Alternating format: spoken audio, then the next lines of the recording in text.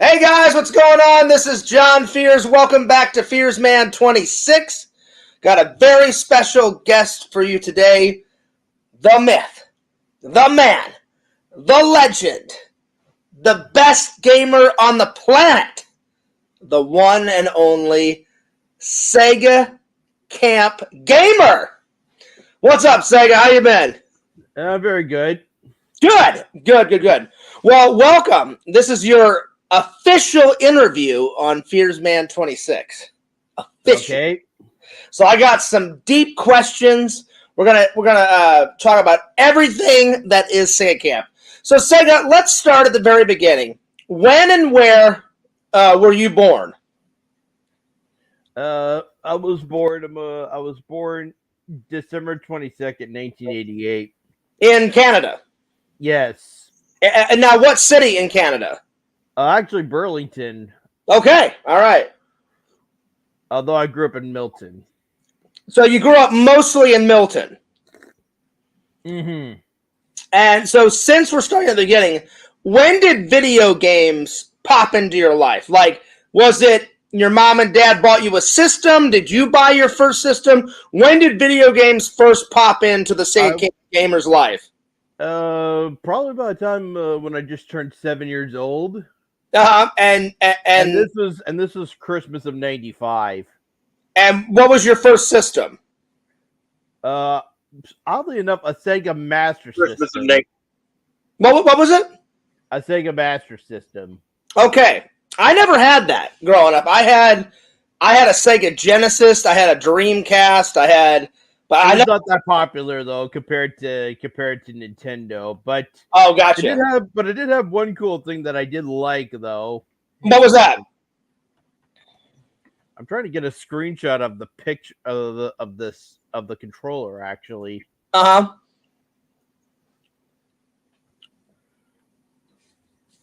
That's awesome. The controllers are kind of the weird thing though, but they were still pretty cool nonetheless. So 7 years old is when you got your first system.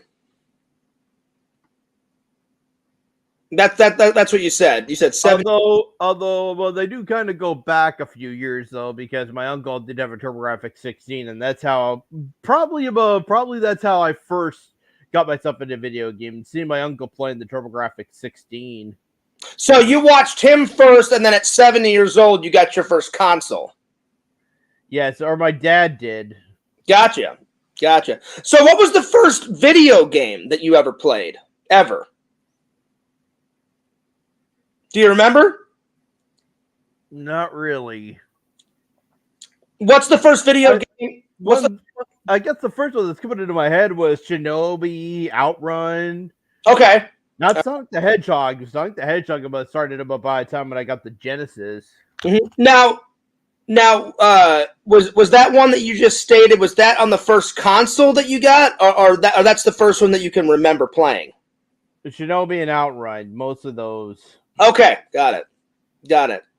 So let me ask you my next question. My next scripted question is I asked Tommy this. Let's say that YouTube never existed, and you didn't have a platform to like stream all your gaming on Twitch or YouTube.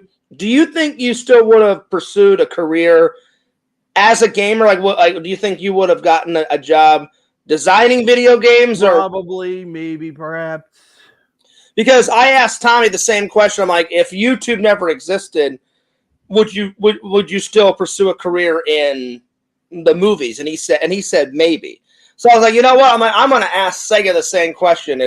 If Twitch or YouTube never existed, I was like, I wonder if Sega would have went into some type of gaming career, because I mean, you've turned Twitch into a career, Yeah, I pretty much did by 2019. And how long have you been Twitch casting? I've been having the Twitch channel since 2011. And has it been throughout all that time? Has it been popular, or did it just start getting popular like the last couple of years? I really don't know. Okay, yeah, fair enough. But definitely, though, it definitely started becoming a much bigger thing by the time when I moved out. Before 2016, by 2016, after being absent for like 9 months, that itch was really coming back. And by the time when I moved out, I really started going into overdrive with it. Yeah. Now, when you do Twitchcast, do you let your audience sometimes pick the games, or do you always pick the games? I seem to always pick the games that I want to play. Okay. Have you ever like asked the fans, like, "Hey, would you guys ever want to pick the games, that I game?" Or have you never gave them that option? I don't think I really gave them that option. I could be wrong though. Would you ever want to? Probably. There you go. And what would you say is your favorite genre in video games? Is it fantasy? Is it horror games? Is it action games? Like what's your favorite? I think I'm more to adventure kind of games. Adventure games. And what is like your favorite type of adventure game? Seems to be Zelda. Zelda. Yeah. I know you're a big fan of Zelda. And you also like the Resident Evil series, because I like the Resident Evil series too.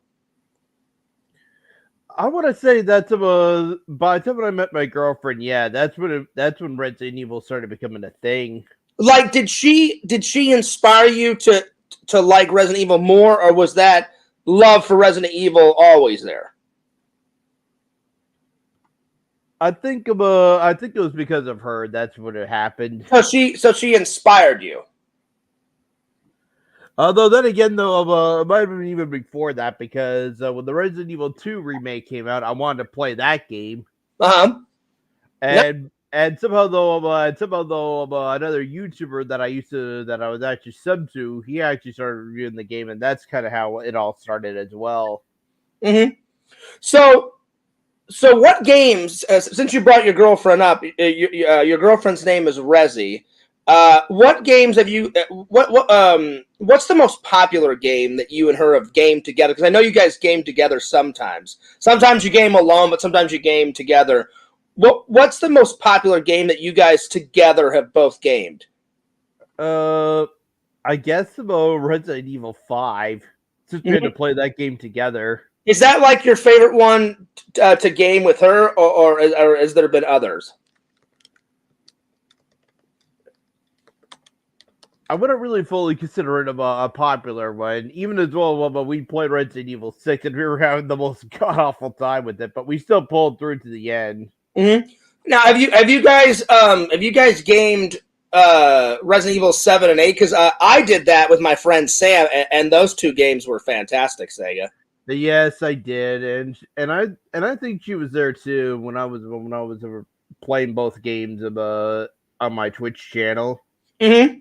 And so, which one did you like better? Did you like Resident Evil 7 better or Resident Evil 8? That's a difficult choice because both games are great. They are. I mean, I found them both challenging, but I mean, both of them are fantastic. Although, I did get terrified a little bit though going through the metallic factory on the way back. I was a little. Oh yeah. That. Oh yeah. I mean, both of them have their challenges, but I mean, I was like, well, Sega's got to have a favorite. So I mean, especially when you're gaming with Rezi, because I know you enjoyed that and spending time with her. So if you had to pick, which one did you find the most enjoyable gaming with her, 7 or 8? Probably 7. I agree, Sega. I liked Sega. I liked 7 just a little bit better than than 8. Nothing against 8. I thought 8 was fantastic, but I just thought 7. 1, the story was a lot better. 2, it was a little bit more scarier, than 8. 8 had like not only like zombies in it and stuff, but they had like the cult in it with the virus in them. Then they had vampires. Then they had werewolves. They had a lot going on in that game. But like in Resident Evil 7, it was literally just horrible like zombie-like creatures and then that crazy family that you had to deal with. So it was only like really two villains. All the crazy zombie-like creatures that the family made, and then the crazy family. You know, if it gets too complex, I think you lose your audience. I mean, you got to have one or two good villains, not like 10 villains in a game. Because then the gamer's like, well, is he the villain? Is he the, you know, like, so I liked 7 a lot better because of those aspects. But really, I mean, the story, I thought. Well, what about the first game? You had Wesker, who was supposed to be your captain, and then all of a sudden, right by the end of the game, we find out, oh, he's the villain. He's the responsible for some of this. Yeah, I mean, I thought Resident Evil 1, I mean, if we're going to go back to the classic one, I mean, the very first one, I did enjoy. They did kind of give it away. There's that umbrella, there's that one, there's those slide things you slide right through, and then it showed one with like, of these guys in lab coats from Umbrella, and one of them is just standing there with those sunglasses on, and that's Wesker. And then you're like, oh my god. I mean, no way. I mean, you make very good points, Sega. I mean, number 1 was great, but I'd say my favorite, it's a split between Resident Evil 7 and Resident Evil 4. Okay. Those are my 2 favorites. So yeah. All right, next question. Well, while we're on Resident Evil, what's your 2 favorite Resident Evil games of all time? My girlfriend would probably hate me for this, but I did like Resident Evil 2. The remake somehow got me into playing the original, which is about something I really did like. So you like the original Resident Evil 2, the original, and then what's the remake? The remake got me into playing the original. It was okay. The remake. So you like the remake, and then what's your other one? What's your other favorite? Probably Resident Evil 7. Okay, very cool. All right, next question. Throughout all of your gaming, what do you find most challenging as a gamer? Like when you're entertaining your audience, what is the most challenging aspect? Is it like beating the game? Is it like keeping your audience entertained? Is it both of that?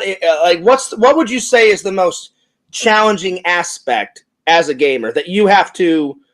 Probably try to keep my audience and trying to keep track of my audience sometimes. Okay, I got it. When I finally came back after 2016, yeah, I was kind of having a hard time keeping track of the chat. Mm-hmm. And why do you find that aspect the most challenging? I just get carried away playing the game, and then I just forget that I'm streaming the game live. So sometimes you get a little bit behind on the chat and a little bit behind like while you're gaming. Yeah, I understand, Sega. Whenever I did some gaming with Sam, it was hard to not only read the chat but like keep the game going. I sometimes like get behind on my chat when I'm not even gaming, like when I'm just doing, just a normal stream, Yeah. Right, next question. What's been the longest amount of gameplay that you've ever done? Like you've been playing a game. What's the long? Have you ever went like 24 hours? Sega? Have you ever gamed like a few days in a row, like straight? Like what's the longest gameplay that you've ever done in your life? I really don't know. And yeah, there are some streams there are some games that ended up taking multiple streams to complete. If you had to guess what's your longest gameplay, you think, if you just had to guess? Has it been more than a day? Has it been 24 hours? If you just had to guess. I want to say probably Dark Souls has been the longest, and I still haven't even completed Dark Souls either. And how long is that so far? It's been long. I remember going on it for like weeks. Oh wow! Okay, got it. Although by weeks, it would just be I'll be playing the game every Friday night, and that's just about that, and only just about that one day of the week. I think the longest gameplay I've ever done is when Resident Evil 4 first came out, and I bought it, and me and my brother played it on our PlayStation 2. because I bought that version first, and I think I started like at 10 in the morning, and I ended like at 8 o'clock at night. So a good 7-8 hours. I think that's the longest like stretch without stopping I've ever done personally. Okay, all right. Next question. When you complete a game, have you ever like for either in your real life or on your Have a sense of accomplishment? No. I was gonna say, whenever you complete a game, do you ever replay that game again in your personal life or on your Twitch cast again? Like, let's say you beat Resident Evil 2. Have you ever came back to a game and re-streamed it and retried to beat it, or do you just go on to the next game? I'd probably just go on to the next game. Okay, all right. I feel like my audience by this point would just be tired seeing me go through the whole game again a second time. Yeah, that's kind of why I wanted to ask you that. I was like, do you try and do... Although Resident Evil 2 is going to be a different... When I finally play Resident Evil 2 again in a few months, oh yeah, I'm going to have to go through that game more than once. Yeah, so, I mean, I was just because there's one where you play as Claire and one where you play as Leon, and then there's second run mode for both Claire and Leon as well. Yeah, the reason why I asked that, Sega, is I was like... But the main reason that was like that, though, was because the original game had the Leon A scenario and the Claire B scenario, and then the other disc was the one that had Claire B scenario with Leon, or Claire A scenario with Leon B scenario. Mm-hmm. Yeah, the reason why I asked that, Sega, is sometimes gamers like to go back after they've beat it, you know, to try and see if they can beat it like faster, you know. And I was like, I wonder if Sega's ever done that. Like, has he ever like beat a game and then tried to beat it faster? And you know what's in the B scenario of the original game, right? Refresh my memory. The big guy in the brown trench coat and the hat. Oh, I forgot his name. It's Mr. I forgot his name. What is it, Sega? Mr. X. You were close. Yeah, I knew it was Mr. Something, yeah. So, which leads me into my next question, Sega. If you did want to replay a game on your Twitch cast for your fans, what game would that be? A replay again for the Twitch cast? Yeah, if you asked your audience and said, hey, guys, I've already beaten this game, but I want to replay another game. What would be that game that you would like to play again, Sega? Well, it would be kind of strange though, because I do want to play Zelda Tears of the Kingdom. But if I probably did, I'd be probably playing this again though. Okay, so you would play that game again. Got it. Although to be fair though, I kind of am because they did make a new master mode for this game, and you can actually and you end up dying a lot more easier if you don't know what to do. Alrighty. All right, so next question. So what is it about video games that you like the most, Sega? Is it like the interaction with the fans, the sense of accomplishment when you beat the game? Like, what is it about video games that you like so much? Probably the sense of accomplishment. Mm-hmm. When it's finally done behind me, I can just say, okay, I finished that game. I feel good. So when you were growing up and you were playing video games, did you play a lot of video games like with your dad, or was it more by yourself, or was it more with your friends growing up, or was it a combination of all that? I do remember playing it with one friend back when I was growing up in Milton, but after I left Milton, I was mostly by myself after that. Did you ever play video games with your dad? Sometimes as well. Nice. I do remember my dad. I remember my dad had it at the N64 during the late 90s too. Nice. Okay, Sega, I have to ask this. I'm sure you've played GoldenEye before on Nintendo 64. I do own the cartridge now. Back then, though, no. I used to actually go to a friend's house for that. But no, I'm saying you've played the game before. Yes. Okay, so my question is since you've played the Nintendo 64 GoldenEye, what is your favorite mission to do on that game? My favorite mission on that game. Yeah, because I love. I'd say my favorite is the facility. The facility level, doing that mission. That's my. To be honest, I still haven't fully finished the GoldenEye. The furthest I got though was going through the jungle with Xenia on the top. But once you got to there's this part where you go to the stone bridge, the music changes, and all of a sudden Xenia on the top just comes out of nowhere and starts shooting at you. I remember. Yeah, but I would say the facility is my. How about I put it like this though? My least favorite though was the second bunker level. My God, I hate that level. So that's I would leave Natalia in the prison cell, and I would have to be stuck roaming through the whole place though while leaving Natalia behind. Mm-hmm. And I want to say, and I am complained about, and I remember saying this on my own streams though. I was complaining, thinking there might have been like an enemy spawning a generator within some of the walls, because every time I tried because one of the guards seen me, all the guards would start coming after me, and it started becoming a bloodfest. I gotta say, the first bunker scene is really cool. I'm not riffing on the second bunker scene. That's a good one too, but I do agree with you, Sega. The second bunker scene. Although by the time I started completing some of the completing some of the objectives, though, it would eventually. I want to say the generator would turn off. By the time I started taking care of some of the. Yeah, objectives. I mean, I agree. Like the second bunker, it's a fun scene, but it's very challenging. I mean, you would have to agree to that. It's fun, but challenging. But it is fun. So. That's your least favorite. So if you had to pick, Sega, would you say the jungle one is probably your favorite mission, you said? Mm-hmm. So which one, if you had to pick? Take your time.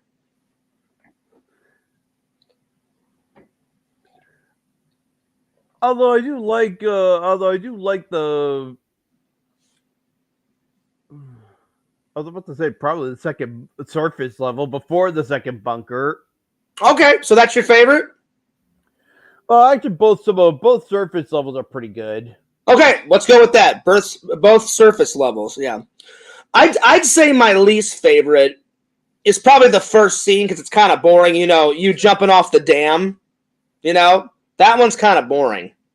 So I'd say that's my least favorite. For agent, yes, you're all for agent mode. Yes, that's all you're doing, just jumping off.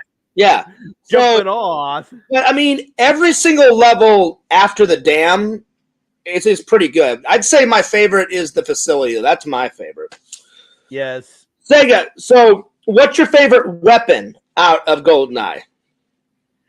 I remember before, though, using the cheats to get all the guns, and probably my favorite was actually the gold PP7. Oh, nice. That's a good one. I have a couple favorite. I would actually. It used to be the golden gun, but I found the gold PP7 better because the golden gun, you have to every time you shoot with it, you have to reload the gun, and the gold PP7 though basically just changes that so you can actually shoot.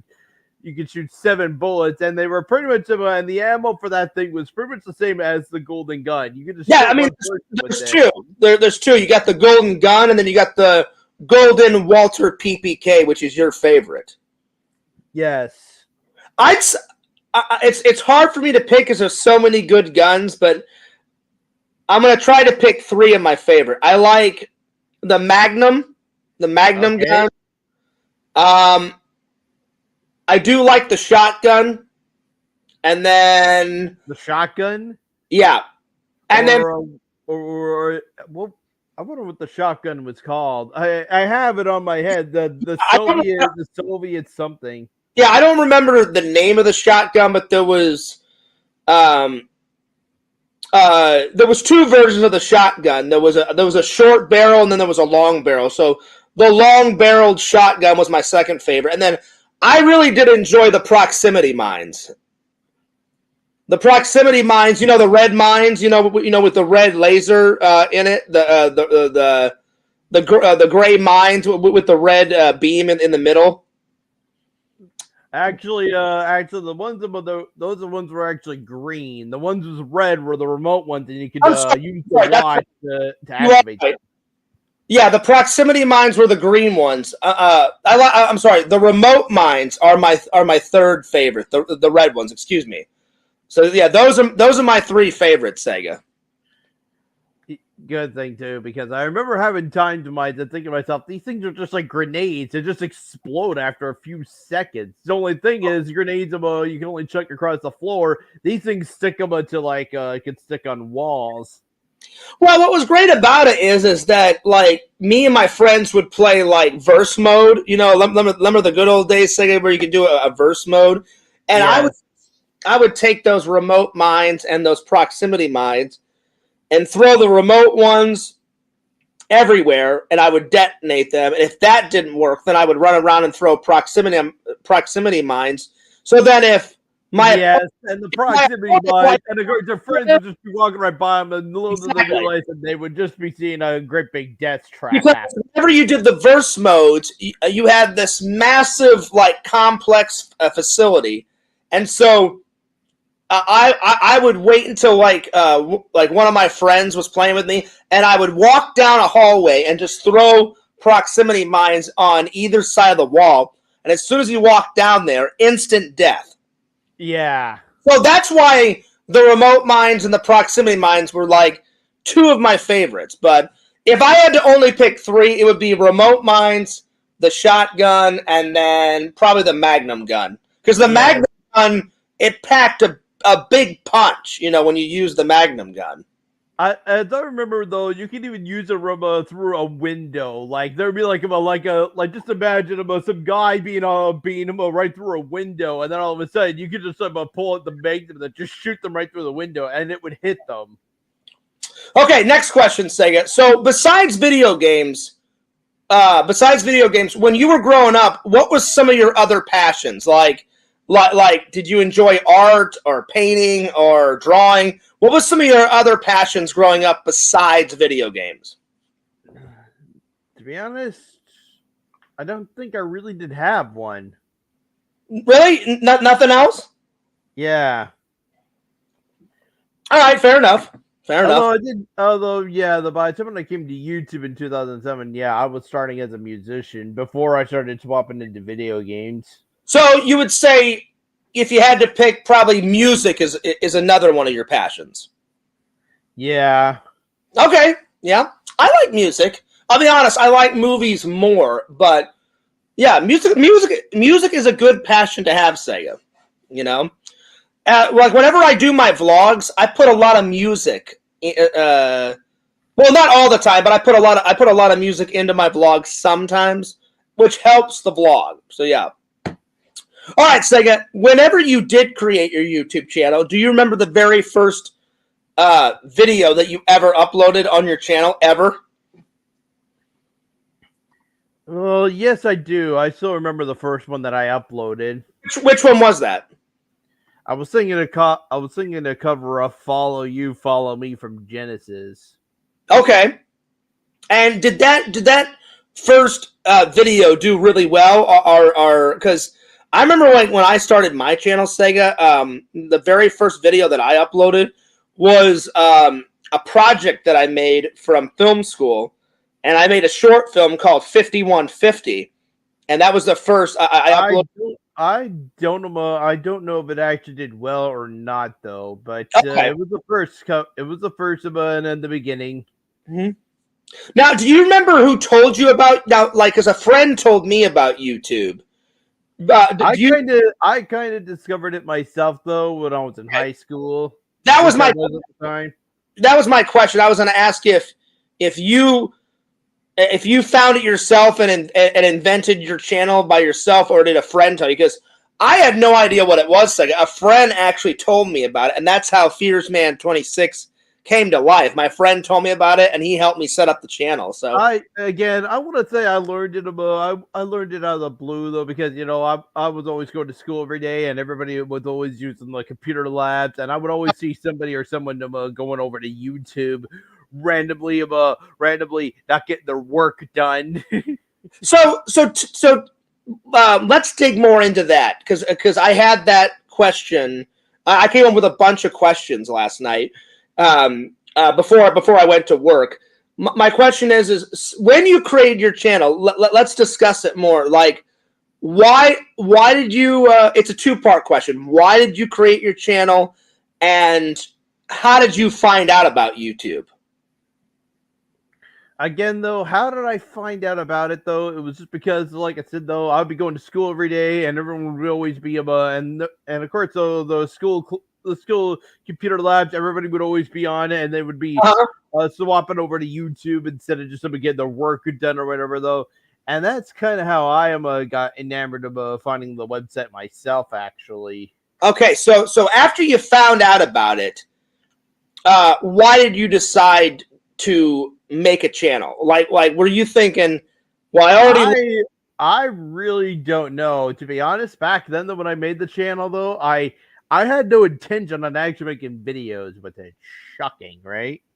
Well, I guess my question is once you figured out that you wanted to make a channel, were you thinking I'll put I was thinking of just commenting on people's videos at the time because I wasn't really thinking of getting into video making myself.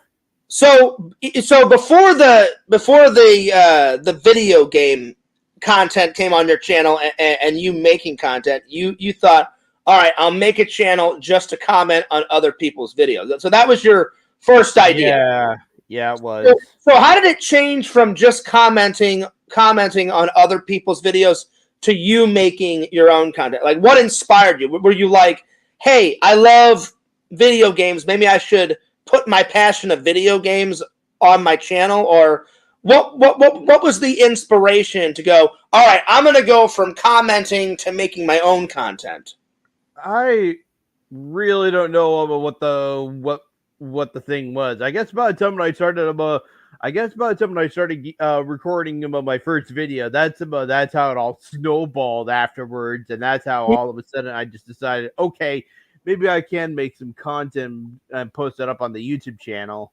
And Sega, would you agree when you do upload, whether it's to your Twitch cast or to your YouTube, it's stuff that you enjoy? Because I remember when I made my YouTube channel, at first I didn't know what to upload, and my friend said, well, Fears, you've got a ton of content already on your hard drive. And it was actually my friend that said, I would upload all of your college projects first, and then once you run out of college projects to upload, while you're uploading those projects, figure out what you want to upload. And I said, that's a great idea. So I uploaded every single college project I ever had, Sega. And then while I was doing that, that's when I first started going to Comic-Con and stuff.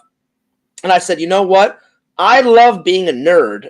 I'm going to upload stuff that not only I like, but my passions for drawing and painting and like video games, because I did love video games back then. I do like them now, but I was obsessed with them more back in the day. And then once I started going to Comic-Con, I was like, I'll upload that.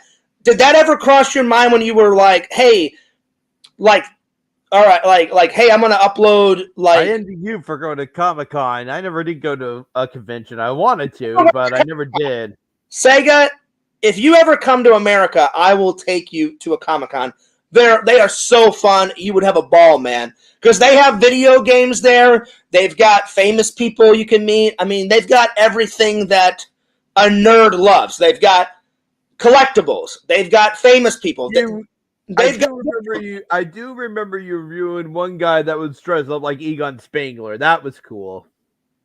I mean, I've actually seen people dress up as the Ghostbusters almost, not every single time I've went to Comic-Con, but almost every single time I've went. There's been some type of Ghostbuster, like, memorabilia there or some type of cosplayer. So, yeah. Yes. So going back to my question, once you got the channel going, is it fair to say that you kind of did what I did? You kind of uploaded things that you were passionate about, like the acapellas, the video games, and all that kind of stuff? Or was it a process to go, I don't know what to upload, and then finally you just figured it out, or how did the whole process go? Could you say the question again? So basically, like the way I came up with with my content is I really didn't know what to upload, Sega. So my friend gave me the idea to upload all of my short films first, and then once I finally uploaded all my short films, I went to my friend and said, "Hey." Again, though, I did covers, but eventually, though, but I was originally trying to do covers for the YouTube channel. Up until YouTube decided to start throwing in their copyright system, and that slowly started killing the channel a little bit. Yeah, and I've noticed, I noticed that most people do it the way you and me have done it, is upload content that they like, because any like YouTuber I've watched, like I'll give you an example. Casey Neistat, he loves like film. He loves all types of movie cameras, and he doesn't just film his vlog with one camera. He uses about 5 or 6 cameras. So I'm like, all right, so that's his love for cameras. That's his love for movies. So he uploads that content. I did kind of the same thing, Sega. I was like, I don't know what else to upload besides my film school projects. Once all those film projects were done, I was like, I've got to come up with some type of other content upload. Thank God I discovered Comic-Con. And my friend Jason in college told me about Comic-Con. And my very first Comic-Con ever was 2010 Phoenix Comic-Con. That was the very first one I went to. But I only took pictures at that one because I didn't know that you could video, and so I didn't want to go there and get thrown out. Oh yes. Because I was like, what if I go and then someone sees me filming and they're like, oh no, you can't do that. Get out of here. So at that one, it was the very last day, and I said, hey, I've got a question for you. And they were like, yeah, what's up? And I said, is it okay that I took some photos? And they're like, oh yeah. They're like, you can film, you can take photos, go nuts. So then once someone told me, I was like, all right, next year, the next Comic-Con I go to in 2011, that's how all the videos started, Sega. So I guess I was asking, did something like that happen to you? Like when you were creating your channel, you're like, should I upload my video game content, and then should I upload the acapellas? So, because to me, it seems like you did the same thing. You uploaded what you like. Yeah, that's kind of how it all started. Nice. That was basically the question that I was getting at, Sega. So if I worded it, I apologize if it didn't make sense. I was trying to word it a different way. So once the channel got going, my next question is how did you run into like our community? Like, did the community seek you out, or did you find the community by yourself? I want to say about the community just seeked me out instead. So who contacted you first? Do you remember? No, I don't. Because I remember Mr. Rasmus contacted me. So was it Mr. Rasmus or was it Tommy that contacted you? It might have been Tommy, actually. I can't remember. So I wasn't there when all the MC stuff. Sega, do you mind if we talk about that? Like, did Tommy seek you out to become an MC? Because I've only watched a couple of the old. I've watched a lot of Tommy's old content, but he told me that he lost a lot of the old content. Do you remember what it was like to be an MC for his channel? I thought it was fun. Mm-hmm. So what? Since I haven't watched a lot of the MC shows, what would an MC actually do? Would you help him run the channel? Would you help him run? Sometimes we had to run the intro. Okay, so you would run the intro, help him with the show, and do you know how many MCs were on the show at once? So you would have Tommy, you, and then how many other MCs? I do remember Answer Vlogs. Mark Hyder used to be on there, and sometimes it used to be Mr. Rasmus. I know there used to be a few others here and there, but okay, but only for like one show, and then they would just be gone after that. So normally, though, it would be you and Tommy and at least a couple of guys helping run the show. Yeah. So, do you remember? Tommy's told me bits and pieces, and I'm not trying to start any drama. I'm just curious. I asked Tommy if Tommy Talks will ever come back, and he said, "I'm not sure, Fears. Right now, I'm working on the Super Fun Time show." Do you miss being on the Tommy Talks show? A little bit, but at the same time, I just don't care because now I live stream all the time. In fact, in 2016, though, I thought I would still do Tommy Talks in 2016 up until the YouTube channel blew up. If you don't remember, you want to know what happened, Fears? Tell me. What happened was the Leafy is here, who was also another YouTuber. He was busy posting up YouTube videos, although making fun of everybody else. Though little did he realize, though, but apparently though he found Tommy's channel with the what was it? Tommy had this one video where he saved this woman's eggs. And Leafy decided to go trash that video out and start calling him out, making fun of him. I remember Sega because I remember I had just gotten into the community and at first me and Tommy were not friends. You know, some people told me to stay away, and I was like, you know what? Nobody is going to make up my mind except for me. To be fair though, I was pissed when this came out because I remember seeing this video and being super pissed with Leafy and thinking, dude, why did you do this? Eventually though, he took the video down and he made another video saying that he messed up though because he knew it was bad. Yeah, I did see the video. But before he took the video down and made that one, though, Tommy then posted a video saying that he was going to be leaving YouTube at first. Literally realized, though, that video blew up. All of a sudden, he started gaining subscribers like crazy. So, Tom, I'm glad that you brought up the Leafy situation. I'm going to ask you a question about that before, but let's get back to like the olden days. So, would you say you were Tommy's friends? You were friends with Tommy before the MCs, or did you become friends with Tommy once you became an MC? I think I became friends with him once I became an MC. Okay, so now you guys are friends, and then my next question is the whole Leafy incident happens, and me and Tommy talked about how it affected him. So I wanted to ask you, when all that stuff with Leafy went down, how did you respond to it? Did you talk to Tommy? Did you give him some advice? How did you feel about the whole situation going down the way it did, what Leafy did to Tommy? To be honest, though, I do remember Tommy messaging me saying that he was leaving YouTube, and I was like and I do remember saying to him, though, not to leave, or just to hang in there, though, and just tell him that this whole thing would eventually blow over, which it did, and that's when Tommy decided to stay.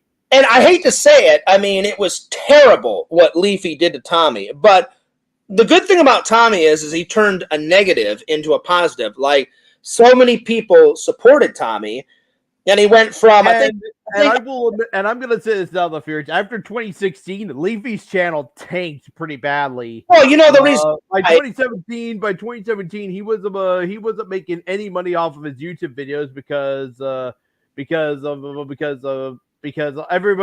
all of his videos were being demonetized. Yeah, and of course, though, they were not getting him, and they were not being sent out to his subscribers like they were. And of course, though, eventually after 2017, Leafy decided to finally take a leave of absence from YouTube after that due to burnout. And then he never came back, Sega. And I've heard so many rumors why he's not came back. Like a few people. Well, sort of. What happened was he did finally come back in 2020, though, but he was making a few videos on Pokemon, but that was a major no-no. And then right afterwards, that's when YouTube just decided we had enough of it. Terminate the channel. Just so I think so. This is what I heard. I heard that stuff too, Sega, but I also heard he tried to make a comeback, and not a lot of people wanted him to come back because of what he did to Tommy, and he tormented other people online too. So that was a bit of it too. And I do agree with you. I remember YouTube. I've heard a bunch of rumors. Seems like they're true. YouTube got fed up of Leafy doing what he was doing and said, you know what? Even Twitch. He tried to make it he even made a Twitch account, and it didn't even last him a month. and he was and all of a sudden Twitch just decided to close the channel down. He was like Oh, hoping wow. Okay. So see, I didn't know that. maybe a warning or something, but no, they just decided just to nuke the channel. So I did not know that. So not only did he get banned off of YouTube, but he also got banned off of Twitch. I did not know this. Oh wow. Yeah. Wow. All right. Well, you learn something every day. All right. So let's move on. So basically, you tried to help Sega through the whole Leafy situation, and do you feel like he took your advice? I want to say that he still was on YouTube today, which is still amazing. I guess like could you imagine if he didn't take your advice? I mean, I can't imagine YouTube without Tommy. I mean, Tommy's not only a good friend of mine, but he is without a doubt the most famous YouTuber that I know, like personally, you know. So if he would have quit, just imagine if he would have quit, he wouldn't have got on Made, he wouldn't have got on, you know, Tosh, all that stuff if he would have quit. Yeah. And that would have been a shame because, like, it is hard though.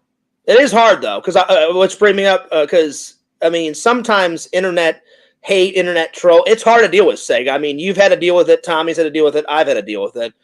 And sometimes you would agree. Sometimes me, you, and Tommy have dealt with it good, and other times we've dealt with it bad. You know. Yes. That's a fair assumption. But what I admire about you, Sega, and Tommy, and myself is that all three of us have never given up. But my next question, has there been times where you've wanted to just say, I'm done, I'm out of here? Because for me, there's been a couple of times where I've wanted to quit. There was one though, and I already did him, and I already kind of did him leave back in August of 2022. So you were... I did an acapella cover of "Thank You" from Dido, and that was like the last video. And if you ever watch the video, you actually see me signing up the YouTube channel, swapping to Twitch, and then going live on the Twitch channel. And the video ends with me finally going live. Now, do you feel like you quit that time because of internet hate, or just you said I like Twitch more, or was it a little bit of both? I want to say that I liked the Twitch more because I was making income on Twitch, but I wasn't getting monetized with my content here on YouTube. And at the time, though, I needed to get and their monetization program was 1,000 subs with 4,000 hours of watch time, and that just seemed impossible to happen. So, is it fair to say that you've never quit YouTube because of internet hate or internet trolls? I don't want to say that. Okay, all right. Because I'll be honest, like Tommy almost did, and I've almost quit because of internet hate. I haven't quit, but there's been times where I've wanted to quit. There were some moments though where I did get burnout though, and then and I had to take some time away. And I remember my friends saying, "Don't quit, because if you quit, then you'll let them win." So I guess a better way to word it is burnout. You know, I've definitely got burnt out on YouTube a couple of times where you have to just take a step back and kind of take a breather. So I remember one time I took like a 6-month break and didn't upload any videos. I've took breaks from, but that's good, Sega. I'm glad that you never quit. I'm glad that Tommy never quit. Or me. And you're actually making a comeback on YouTube right now while you're taking a break on Twitch, you know? Like, I've been enjoying your videos, and I like that even though you put more effort into Twitch, I definitely see you, like, let's say you do a Twitch cast, and you've been uploading, like, your favorite segments from your Twitch casting onto your YouTube channel. So even though you focus more on Twitch, I like that you haven't gave up on your YouTube channel. I flooded my subscriber account with a lot of shorts today. Yeah, but that's my point. Even though you put more effort into your Twitch, I'm glad. I found a lot of Dark Souls shorts though that just didn't seem perfect as a YouTube short though. What I'm trying to say is, Sega, I'm glad that you've never gave up on your channel, because like when you said, "Hey, I'm gonna just put more effort in my Twitch," I was like, I wonder if Sega's ever going to upload a video on his channel ever again. And I'm glad that you've, like, once you're done with the Twitch cast, you put like the highlights on your YouTube and other videos that you put on your YouTube. And I like that you still put content on your YouTube channel, is what I'm trying to say. Yeah. So, I mean, that's good. That's good. And you'll probably continue to do that, right?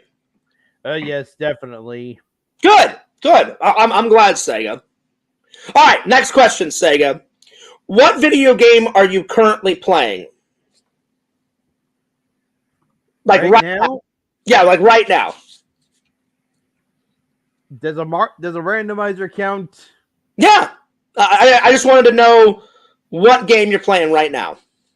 I've been kind of busy trying to complete a Super Mario 3 randomizer. Okay. I love Super Mario 3. That's like my favorite video game of all time, Sega, so that's a good one. The worlds are all shuffled. All the stages are shuffled. Nice. It's a completely different game, and the levels are really hard. I love Super Mario Brothers 3. So, Sega, it's super hard though. If you're gonna make one though, you better just start off with some items, or better yet, also add. You can change it so you can get yourself, so you can start with 10 lives. You can start off with a few items in your inventory already, because of the houses of the toad. You can only get items from the toad houses or the hammer bros, and they could be and just getting to the hammer bros is a challenge of itself. Sega, I was gonna say, if we ever meet, when we meet and hang out one day, like in person, we have got to do a Super Mario Brothers 3 video game sesh. Oh yeah. Oh yeah. Okay. I wish I had an NES and an NES flashcard so we could play them on the actual system with the actual controllers, like the actual Nintendo controllers. But I still don't have the actual system yet. That's okay, Sega. Any version of Super Mario 3, that's fine. Whatever version you've got, whenever I come to Canada one day and hang out with you, we'll play that version. All right, next question. How much time during the week would you say you spend playing video games? A lot. Like, is it a couple times a week, or is it every day? Well, back when I was playing the Zelda, I was doing an Ocarina of Time randomizer, and I was only having that reserved for like the evening because I would just be busy during the day. Because I know you have certain days where you do your Twitch, but since you're taking a break, I was like, does he play a video game every day? Is it only on certain days? That's why I asked that question. It seems to be every day. Okay, fair enough. All right, next question. If you had to pick one game to play for the rest of your life, you could only play one game for the rest of your life, Sega, what would be that one? That is going to be challenging because I have so many great video games. Take your time. Take your time. I know I told you I was going to ask you the hard questions, but I mean, you are a gamer, Sega, so I know you can figure this out. So one game for the rest of your life to play. Probably Tears of the Kingdom, because I haven't played with Tears of the Kingdom yet. I was going to wait till I streamed that game on Twitch. Okay. All right. Next question. What's your favorite video game series? Video game series? Yeah.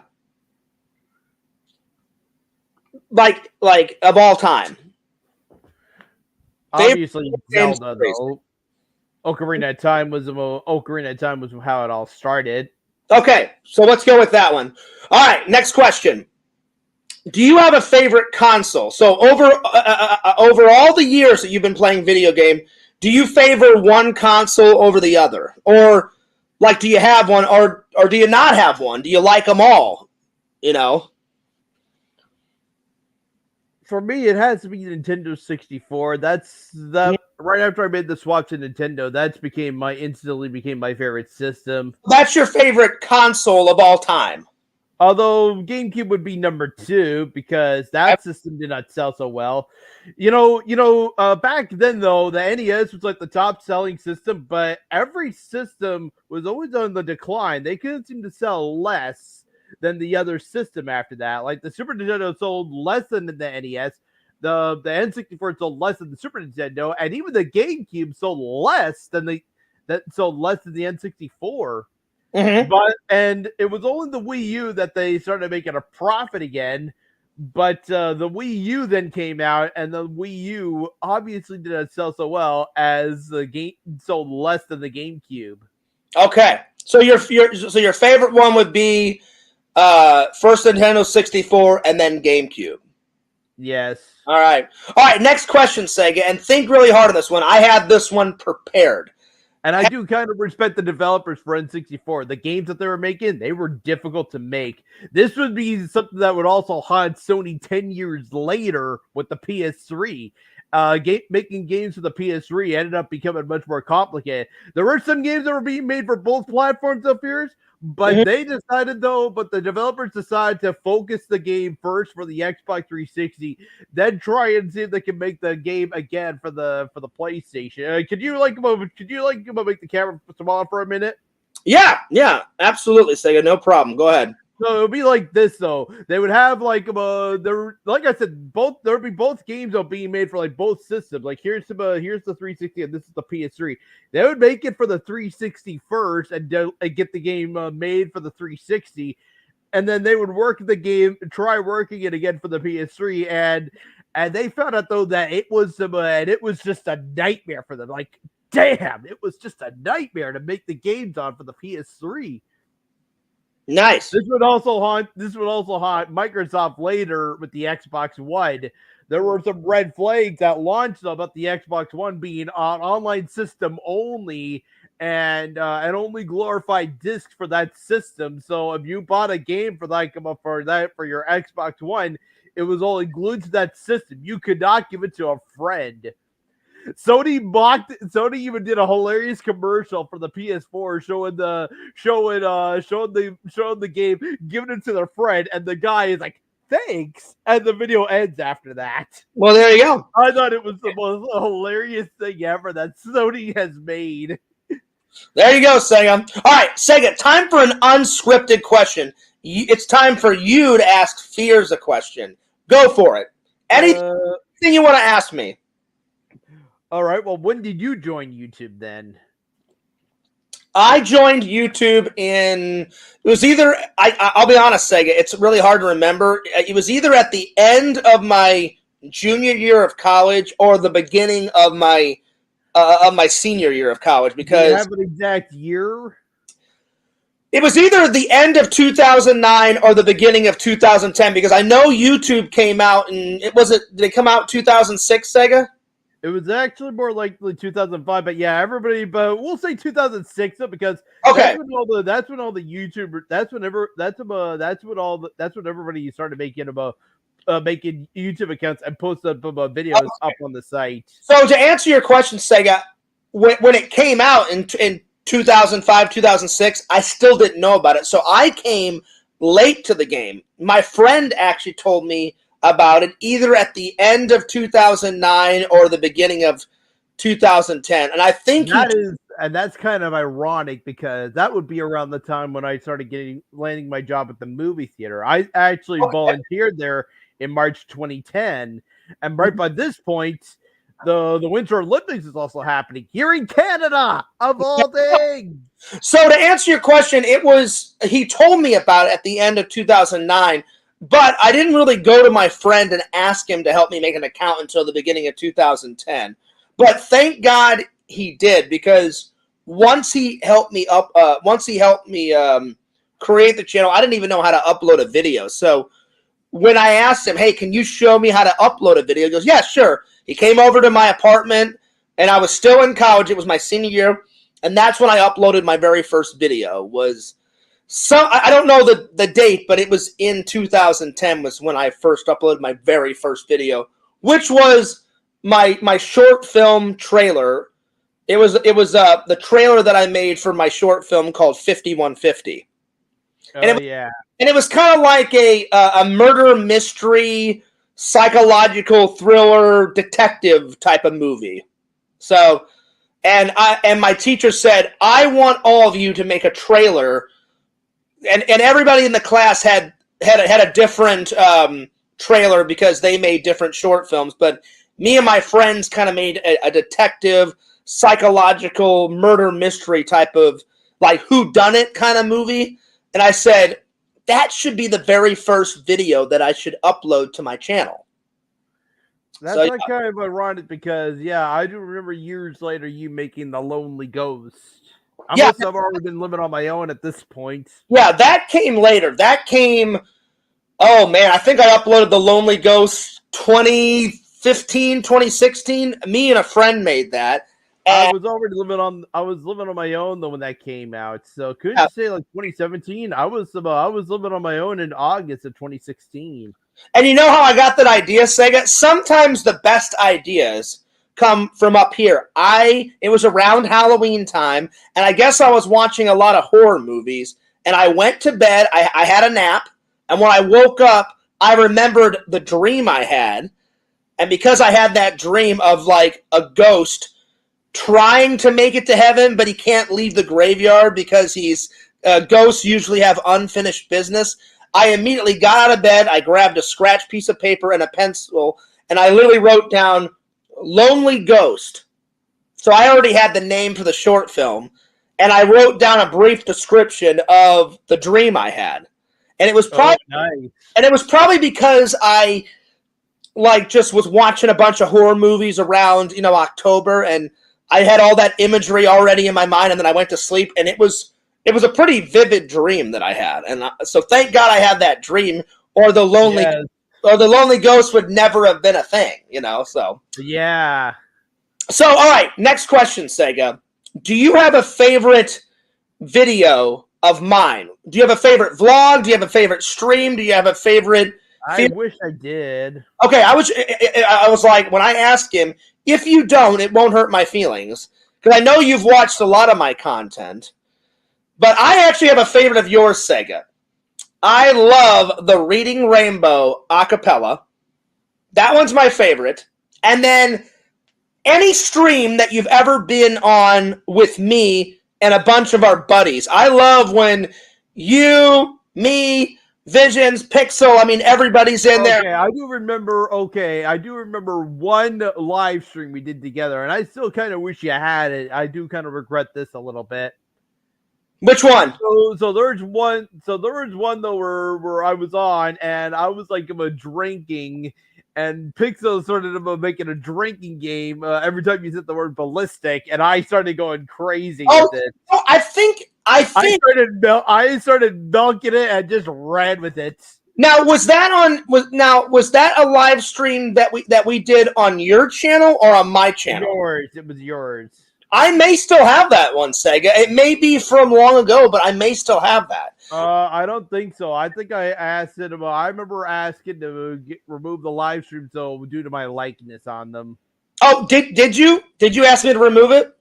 I did ask for like a forced takedown of every live stream we did together due to my likeness, and I do kind of regret that a little bit now. Well, I think we should tell the audience, me and Sega's friendship has been up and down. Now we're fine. But but I don't hold any grudges against you, Sega, and Sega doesn't hold any grudges against me. But I think the reason why I took a lot of the old ones down was out of respect for you. I've still got a lot of the old ones left, but every one that you told me to remove, I think I removed about maybe 20 or 30 of them that you asked me to take down. So it's off. We were good friends. Then we had a couple disagreements, and then we didn't talk for quite a while. And then finally, I remember, did you write me or did I write you and say, hey, Sega, we should work this out? Was it me? I actually can't remember now who it was, but I think it might have been you. It was, anyway, it's beyond the point. Somebody wrote somebody and said, hey, this is stupid. We should try to work this out. And I'm really glad that we did work it out, Because I think even my girlfriend I think even my girlfriend got involved and told me I should stop this childish thing we were doing at the time. And I'm glad that we worked it out, Sega, because I've always had your back. And mostly everybody in the community likes the Sega Camp Gamer. I will say there is a few bad apples that don't like you. There's a few bad apples that don't like me or Randy, but that's just the internet, You have to I always say you have to surround yourself with the most positive people, whether it's online, offline, your church family, your parents, your friends, whoever. Most people succeed in this life. The most successful people are the people that surround themselves with the most positive people, and that's what I've tried to do, you know. Yes. And for the most part, I think you have too, Sega, because I remember, we're not going to say any names, but I remember you writing me saying, hey, Fears, I finally took your advice and I got rid of this person. I got rid of that person. And I was like, good, Sega. I'm glad. Like the Twitch channel now finally got rid of all the bad apples. My girlfriend actually spotted them out. That's good, because they only want to cause you grief, Sega. And I'm glad that you took, whether it was my advice or your girlfriend's advice or your buddy's advice, they only want a bad reaction out of you. And I've seen them. I've seen them get bad reactions out of you. So I'm glad that you finally, like, a nice way to say it is I'm glad you finally cleaned house and you only have your loving and loyal fans, you know, there. Yes. So that's good. And I'm happy for you. All right. Next question.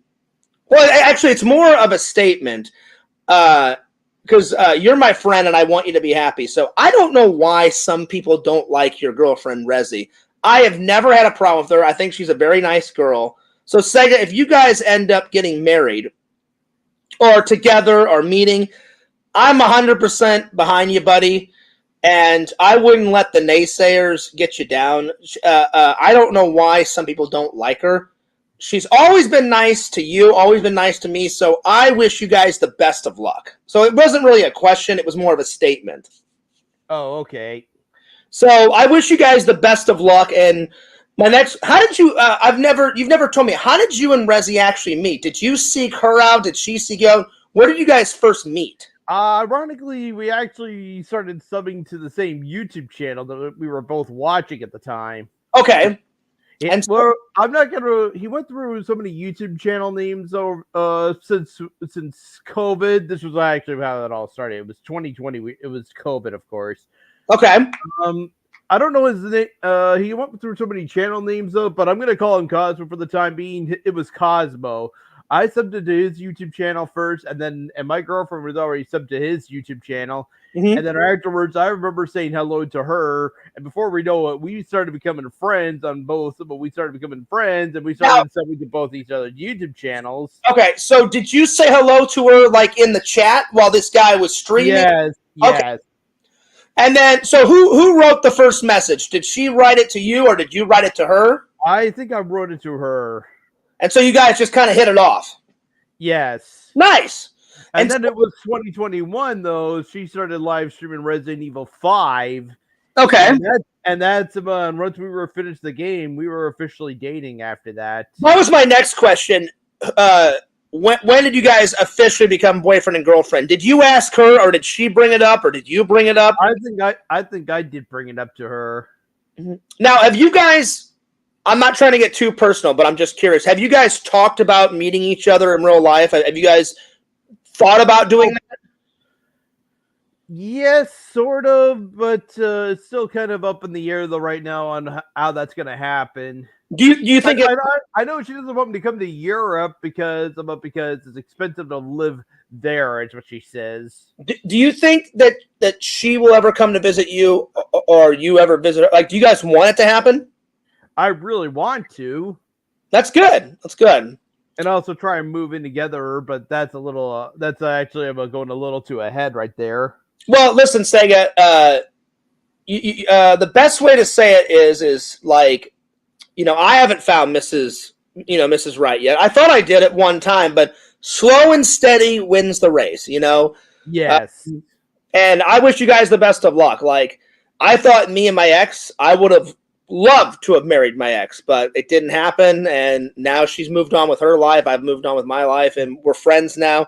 I barely talk to her anymore, but I hear from her, maybe once every 5 to 6 months, and we have a little chat, and she's like, what are you up to? And I'm like, oh, I'm up to this, and I'm up to that, and then I'm like, hey, what are you up to? So that's just, being an adult. And I don't have any ill will against her. I wish her the best of luck, but... So it's okay not to have all the answers, you know. Like that's one of the best parts about life is it's hard. It's hard to find, you know, Mrs. Right, you know. So Yes. for your sake, I hope it is Resi. But let's say something happens and it isn't Resi, and you find somebody else. Whoever you end up with, Sega, I wish you the best of luck. Yes. And that's me as a friend saying, "Well, I want Sega to be happy, and I'm sure you want the best. You know, you want me to be happy too." So, I haven't found Mrs. Fears yet, but I know she's out there somewhere. You know. Yeah. Next question, Sega. If you had, let's say, a video game company came to you and said, "Sega, we would like for you to create your own video game," would you take that opportunity? And if you did take that opportunity, what type of video game would you want to create? Like if they were like, Sega, you can make your own video game, you can do whatever you want, and the video game company was like, have at it, Sega, you can make your own video game, what type of video game would that be? It's difficult though as well because yeah, I kind of envision my real life being kind of like one a little bit. Well, take your time. Like if you had a chance to make your own, I'd be thinking of more like an RPG, but I always keep envisioning it kind of like an RPG though. So an RPG video game. Yes. What type of characters would be in your video game that you created? I really don't know though. Sega, I would think that would be right up your alley. You being the video game master, I thought you would have already had it in your mind. Hey, this is the video game that I would want to create. Yes, but that, I mean, it is an important. Like, it takes a lot to create a video game, so I understand. Me personally, I would want to either help create a new Super Mario game, but like have a retro look to it. Either that. Or I would want to help the creators make probably I'll be making a classic 2D side scroller because those days have been long gone for like a long time. So you would want to make a 2D kind of like, you know, left to right type of video game. Yeah, like about like basically point A to point B. That would be cool. That would be cool. So I have two types that I would want to make. Either some type of retro Super Mario game, you know, like something that kind of looks like Super Mario World 3, but like obviously a different story. Or if Capcom came to me and said, "Hey, you could make like your version, Fears, of another Resident Evil game," I'd be like, "Oh hell yeah!" So I would want to help them make another Resident Evil game because that's probably my favorite video game series of all time. I love Resident Evil games. The good ones, the bad ones, I'm all in. I've played not every Resident Evil game, but almost every single Resident Evil game. Even that. Did you play Revelations 1 and 2? They were on PlayStation, right? Oh, yes. No, they were on PlayStation 2, right? Actually, let me say this though. Originally, the first Revelations game I know was made for the 3DS, but eventually they did remake it again for the PlayStation. You know which one I'm thinking of, Sega? On PlayStation 2, they had Resident Evil Outbreak 1 and 2. That's the ones I was thinking of. I don't think I've ever played the Resident Evil Revelation ones. I don't think I have. But that's why I said I've almost played every single Resident Evil, you know, game. I played a lot of them. You know, I even played that crappy one that's on a cruise ship. Have you ever played that one? The one on a cruise ship? It's like a shooter game. I'm thinking of Dead Island, but no. I don't remember the one. I don't remember the name of the one, but you're on a cruise ship and there's zombies all over the cruise ship. That was one of the most terrible Resident Evil games I've ever played. Ever. Oh. And it was like a first-person shooter game. And, you know, a lot of Resident Evils, you know, you see the whole character. No, in this one, it kind of looked like GoldenEye. You don't even see your character's face. You just see the hand with a gun, and you're on a cruise ship. Oh, yeah. So it was just terrible. It was terrible. Yeah. But me and my friend played it, and my friend was like, "Hey, Fears, what'd you think?" And I was like, besides shooting zombies, it was terrible. And then my friend was like, "Oh man, Fears, I thought you'd love it." And I was like, "I do like Resident Evil. I just don't like this version of Resident Evil." So yeah. All right. Next question, Sega. What would you say is the most easiest aspect of being a gamer? Like we've already talked about the hardest aspect of being a gamer. What would you say is the easiest part about being a gamer? Oh, the easiest aspect. Yeah. Oh man, my mind's gone blank on that question now. It's okay if you don't know it. We can always move on to. Yeah, go on to the next one. All right. What is your favorite video game character? I do like Mario. Not your favorite video game. Your favorite video game character. I do like Mario. All right, so Mario. I have two, Sega. I do like Mario, but I love the merchant out of Resident Evil 4.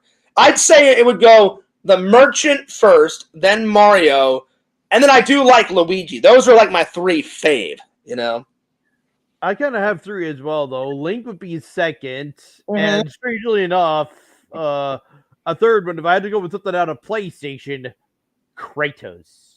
Okay, all right. Fair enough. All right. I did like the God of War games too. Yeah, I've played. I've watched some of my friends play those games. I've only played it once or twice, if I'm being honest, Sega. But I've watched my friends play that game a lot, actually. All right, next question, Sega. Do you have a favorite movie?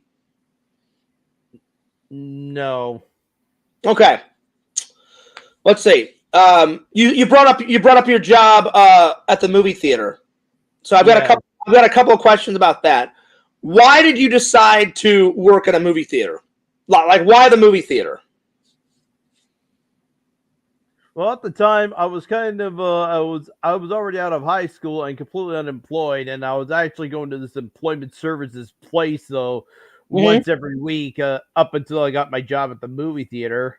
So did that job employment agency, did they help you find the job at the movie theater? Yes, they did. Nice. And what's your favorite part about working at the movie theater? My favorite part, is it like do you get free movies? Do they give you free food? Free movies, I guess, is probably the thing why. That's one of the perks of working there. I get to see the movies for free. Nice. And so how long have you actually worked there? Like from start to finish? Like from when you first started to now? How many years has it been? It's been 14 years now. Although back in 2020 though, I wasn't working in 2020. But after March of 2020, I was completely unemployed for the time being, and I was trying to find another job. And which ended up about 15 plus months later, though, I was back to working again. Well, I understand why. That was around the COVID time, and so. But I'm glad that your boss accepted you to come back. Because that was hard on everybody. The COVID stuff. Oh man, it was nuts. But 14 years. That is dedication, my friend, and I'm glad that your job has been going so well. I'm glad that you got your job back. I'm glad that things are going well. All right, Sega, have you ever seen a horror movie? And if you have, what's your favorite horror movie? Good question. I was watching one not too long ago. Okay. Is it your favorite? The first Final Destination. Okay. Oh, wow. First one. All right. So that's your favorite horror movie. Although I do like Saw, and I actually really have although no, I don't really have a favorite horror kind of movie, I'm afraid. I'm gonna go with your first. I remember when those Final Destination ones. They're good, Sega. Let's say that one's your favorite. Because I mean that's although I really wish I did see although I really wish I did see Final Destination 5. I did what I did see how the fifth movie ends. It's been a while, Sega, since I've seen those, so I don't remember how. Okay. Well, how does the first one start? Do you know how the first one starts? I've watched the first one. it's just been a long time, Sega. I don't remember how it ends. I have not watched. Okay. We're just focusing with just the beginning of the first movie. It's about this guy named Alex. He gets on the plane, and then right afterwards, the plane takes off. The whole plane explodes, and then right afterwards, he kind of just wakes up out of shock, like this was all a dream. And then he tells everybody just to get off the plane. And you know what, Sega? Usually, I'm really good at remembering movies. Like I do remember those. Some of the teens end up getting into a bit of a fight, and then all of a sudden, before you know it, they all get dragged off the plane. Mm-hmm. And then right after they're all dragged off the plane takes off. Actually, there's one woman named Claire decides to get off the plane as well. And after it takes off, we see it explode in midair, and the glass of a wall. There was this big wall of glass, and the glass wall just shattered. And usually, Sega, I'm really good at remembering movies, but it has been so long. Anyway, though, going back to Final Destination 5, my mistake. The fifth movie ends the same way as the first one opens. Okay. So the passengers, all of a sudden they're going on this plane, hopefully going to Paris, and little do they realize though, the plane that they're on is the one that ends up exploding, that Alex ends up having a vision about. So yeah, they eventually realize, this is it for them, and that was how the fifth movie ends. And I agree with you, Sega. The Final Destination movies are really good. One of them gets actually flown off the plane, and then all of a sudden sliced in half right by the tail, right by the plane tail, or the you know how there's that big T thing in the back though. Well, the woman came right out and then just sliced right in half right by that thing. Sega, you make a good point. I do like the Destination movies. They're good horror movies. It's just been forever since I've watched them. I don't think I've watched the first one since it came out. I remember it came out. I watched it because I know for a fact it's not in my movie collection, but one day I'll get them because they are good movies. So if you had to pick, that's probably your favorite horror movie. I guess so. I still have to go watch the others. So there's the sequel and the remake, and they did a remake of Final Destination. I don't know why they had to make a remake, but now though, I'm just thinking now, what's so different about that compared to the original they did in 2000? Yeah. I'd say still my favorite horror movie of all time. I got to go with Halloween with Michael Myers. The very first one, the 1978 classic. If that is a perfect horror film. There's not one scene in it that I do not like. It's fantastic. So if you've never seen that, Sega, you have to sit down and watch that one. It's so good. So good. All right. My next question, Sega. Because you like video games so much, have you ever thought about competing in a video game competition or a video game tournament, or have you before? You never have. All because I've seen people. All because the people that I follow, they're all trying to beat it in the fastest time possible, and I'm not that fast at all. I like taking my time. I'm very slow. But because you like video games, have you ever thought about joining one of those tournaments? Because some of those tournaments you can win trophies and money and all that stuff. Have you ever thought about entering one of those? Sadly, no. Sega, I think you would be perfect for one of those tournaments. I mean, you are a good video game player. You know? Like I said, the only drawback about me is I'm very slow. I'm not very fast. I hear you, Sega. But I think, to me personally, and I'm not saying this just because we're friends, I'm saying it because it's the truth. Even though you play video games slowly, I still think you would do good in a tournament setting. You know? Yes. That's me personally, though. All right. Next question, Sega. Let me just scroll down my list of questions here. Let's see here. Do you prefer single-player games or multiplayer games? Mostly single-player stuff. Okay. And have you ever played a video game or a mobile game on a tablet or a phone, or do you always play them on a system? I'm mostly playing them on a system. Okay. And my next question is besides video games, do you like any other type of games? Like, do you like board games? Do you like pinball games? Do you like any other type of games, or is it just? Is it I do. all right? What's your if you had to pick a favorite pinball game? Say, I remember the 3D Pinball Dreams game though back in the day. so that's your favorite pinball machine? Yeah, considering today now though, well, I really don't know. That game is like non-existent now though, with like the new with like since like going forward after like Windows Vista and stuff like that. Do you have a favorite board game? Sadly, no. Did you play? Did you play? I do, although I do like Monopoly though, and I do have the game on N64. But you know what though, that board game always gets remade into a video game as well, which is kind of weird. Did you play a lot of board games like when you were a kid? Yes. With like friends and family, or was it just mainly family? Or yeah, it was mostly friends and family. Nice. I played a. It was a combo of all three Sega. I played with friends and family a combination of pinball games, video games, and board games. I mean, I played a lot. And I'll be honest, I actually like pinball machines more than video games. I do enjoy playing video games, but anytime I go to Comic-Con, they have at least 2 or 3 pinball. And my buddy Jeff, he does a lot of Comic-Cons. He's got all 3. He's got board games at these conventions that you can play. He's got pinball games that you can play. And he's also got video games that you can play. I mean, he's got all 3 of them. Oh, that's cool. I love pinball. Pinball is probably my favorite game besides video games. And then my favorite board game probably is probably Clue. I love Clue. That's one of my favorite board games of like all time. So, all right, let's continue on, Sega.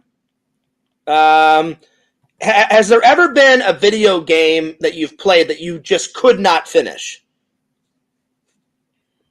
Or like I said, Dark Souls comes back to mind because I never did fully finish that game, and I got really lost as well. Didn't know what to do or where to go. Because I know you as a gamer, you always try to finish every single game that you play. So I was wondering, I wonder if there's been a game that Sega just couldn't finish. So I'm sure there were a few though when I was still live streaming these on the YouTube channel, but I can't remember them off the top of my head. That's okay. All right, next question. What is the most expensive video game that you've ever purchased? The most expensive video game I've ever purchased. That's kind of difficult because every game I bought would always be at $60 at launch. Okay, so most of the games that you've played and bought have been around $60. Yes. Okay. All right. Consoles are expensive though. Buying the console is a different story. The consoles are expensive. Consoles are very expensive. I haven't bought one in a long time because I like games, but I don't like them as much as you do, Sega. But the last console that I actually bought, I bought my Xbox 360. That was the last console I bought, and that was. I'll say this. I think my expensive console is right here. Uh-huh.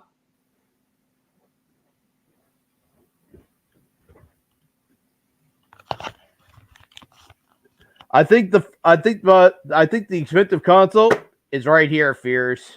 All right, let's see it. Right here. Let's see it. Oh, nice. My thumb's got caught on the cord. I see it. Looks good. Looks good, buddy. PS5. I can't even stand this up correctly inside of where my cabinet is. I had to sit it down flat, and it's just it's very, and you just let's be honest, this thing is not very stable for like sitting down flat at all. I hear you. All right, Sega, next question. In your opinion, what's been the most easiest video game that you've ever played? Like, you just whizzed through it super fast, and you were like, wow, this is the most easiest game I've ever played in my life. I really wish I had one. I still have fun, though, with some of the ones I do play, though, but I don't think there was one that I just went right through very fast and knew it was like the really easiest one as well. Got it. All right. Next question, Sega.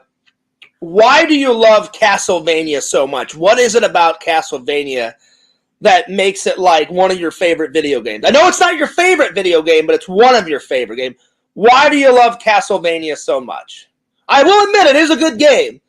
I think it's because of the Halloween series. You know what I did back in Halloween of last year, Fears?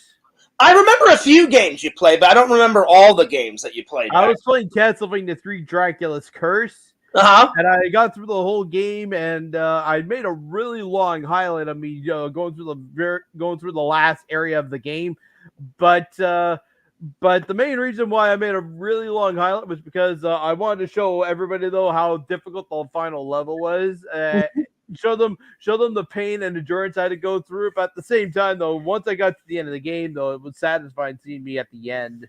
Nice. Yeah, but after Halloween passed, though, I was playing Super Castlevania 4, and I got through the entire game as well. I've never played Castlevania 4, Sega. I've played Castlevania 1. Super Castlevania 4 is what it's called. Yeah, I've played Castlevania 1 and 2, but I've never played 3 or 4. Is 3 and 4, are they pretty good? Yes, they are. 4 is actually supposed to be kind of like a remake of the first game. Okay. All right. Yeah, like you're back to playing Simon Belmont again. And one thing is they actually fixed the stiff controls of the NES games, though, and Simon now can actually whip in all 8 directions. So which kind of became a major disappointment for like the rest of the games after that, because I remember the Angry Video Game Nerd was reviewing the games after that, and he said though that the whip in all 8 directions, it was completely gone after that. Mm-hmm. So is Castlevania 1, 2, and 3? What console? What console? The NES. They were on the NES. So the first 3 are on the NES, and then the 4th one. What console is that on? The Super Nintendo. Okay, got it. All right. My next question is now if you don't have an answer to this, no worries. I'm just curious. Has there ever been a video game that you've played that just annoyed the hell out of you? You were like, this game is so annoying, I can't take playing this game anymore.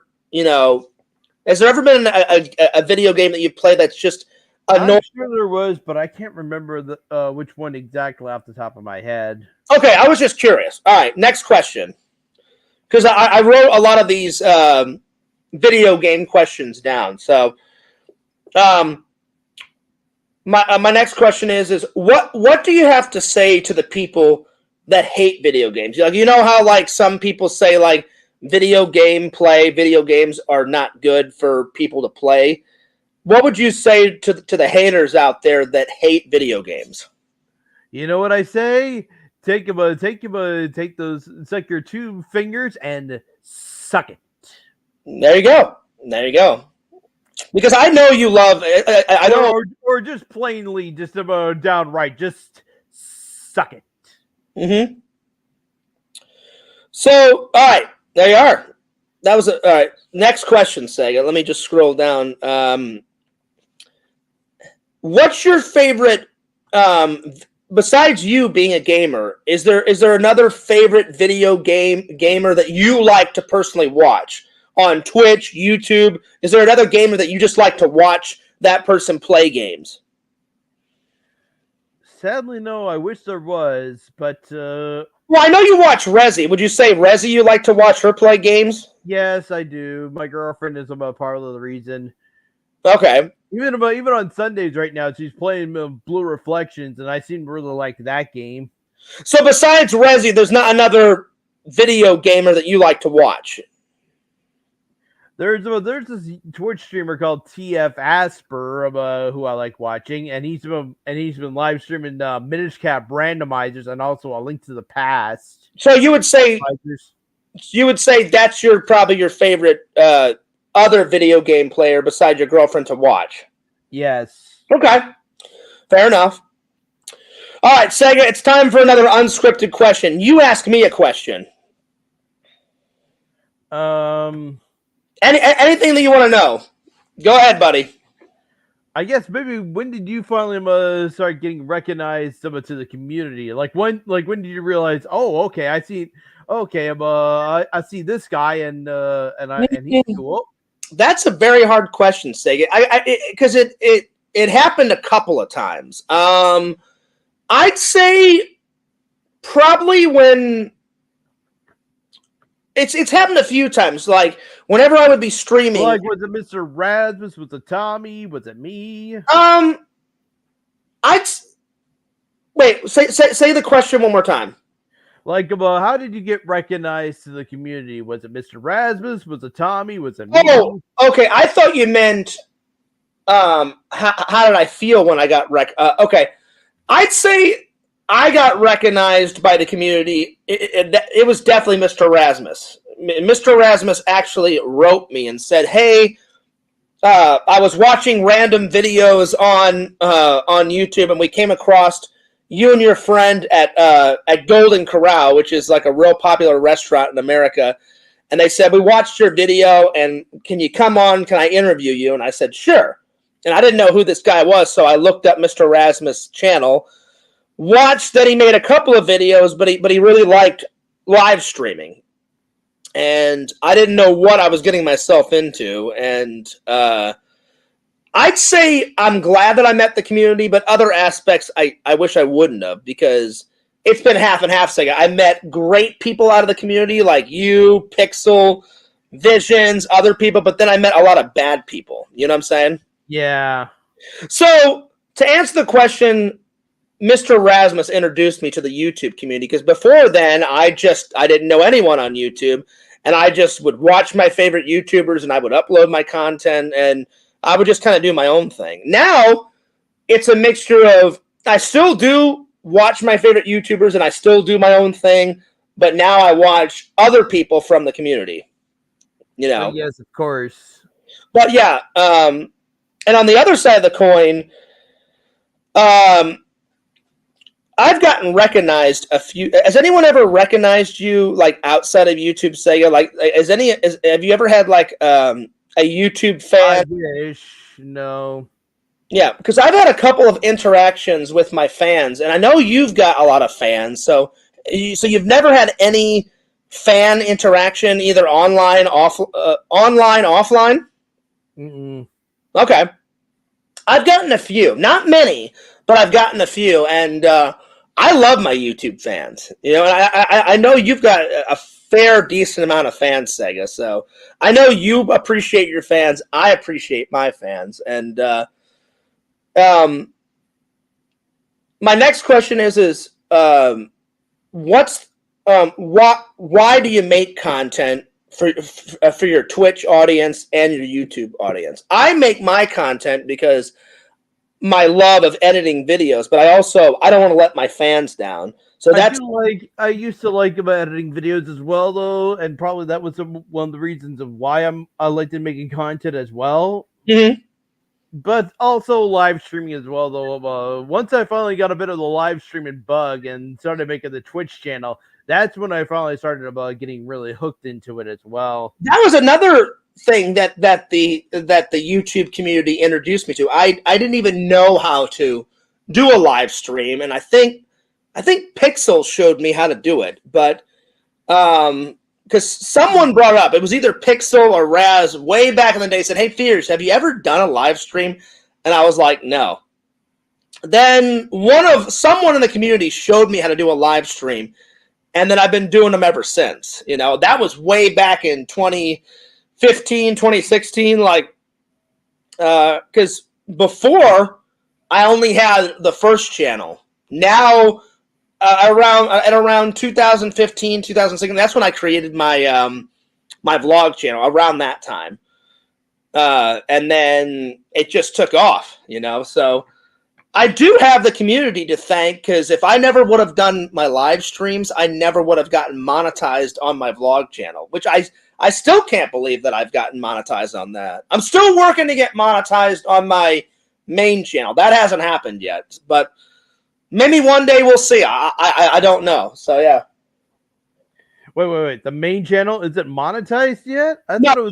I thought you already got both channels monetized. Oh, not both channels. My Fears Vlogs, my second channel, that's the only one that's gotten monetized so far. The main channel has not got monetized yet. So yeah. Oh, where did Sega go? I think we lost Sega. Sega, come back. Uh-oh. What happened? I accidentally clicked something, and then I just ended up exiting out, and I'm like, shit. I was like, Sega, don't get mad. I'm like, where did you go? Because we've had such a good interview. So I literally was having just an oh shit moment when I did that. yeah, I was like, where did he go? I'm like, I hope I didn't make Sega Camp mad. I'm sorry. No. Okay, good. But yeah, to answer your question, Sega, the main channel, Fearsman26, the main channel, it is not monetized yet. I hope one day it gets monetized, but the only channel that's monetized so far is my vlog channel. Oh, yes. And I think it's because I started streaming, if not once a day, twice a day, and people started to really like the live streams. And then one day I just got an email from YouTube saying, hey, thank you for all your hard work, yada, yada, yada. We're going to monetize your channel. And I was surprised. I was like, oh, wow. Okay, cool. So, yeah. But I'll be honest, though. The money is nice, but it's hard to make money on YouTube. Like, when I first got my very first monetized paycheck was $150.